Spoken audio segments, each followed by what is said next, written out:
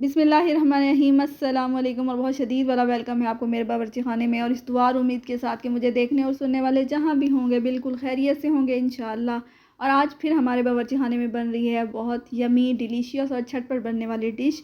इसको आप Russian salad कह लें या क्रीमी फ्रूट चाट, जो भी आप कहना चाहें। यहाँ मैंने एक छोटा टेट्रा पैक डाला है क्रीम का, और इसमें ले लेंगे हम तकरीबन 3 से 4 बड़े चम्मच मायोनीज़ के, ठीक है, या 1/4 कप भी ले सकते हैं, यानी 1 कप का चौथाई हिस्सा। ये एक हेल्दी फूड भी है और बच्चों की फेवरेट डिश भी है। ऑलमोस्ट सारे बच्चे इसको पसंद करते हैं। इसको आप क्रीमी फ्रूट चाट कह लें, क्रीमी वेलवेट फ्रूट्स कह लें, जो भी आप कहना चाहें। फिर इसमें मैंने 3 से 4 बड़े चम्मच डाले थे चीनी के। आप अपने टेस्ट के अकॉर्डिंग डाल सकते हैं, या क्रीम की और जो आप क्वांटिटी बना रहे हैं रशियन सैलेड की, तो उसके हिसाब से भी आप इसमें डाल सकते हैं चीनी, कम या ज़्यादा कर सकते हैं।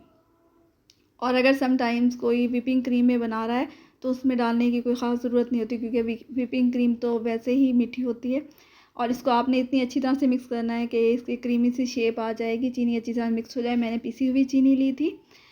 और फिर इसमें मैंने एक प्याली इसमें डाली थी बॉयल मैक्रोनी की, उसको अच्छी तरह से मिक्स किया। फिर इसमें 3 बड़े सेब डाले थे, एप्पल्स, उनको काट के। मैंने छिलका नहीं निकाला था, आप चाहें तो छिलका उतार सकते हैं इसका।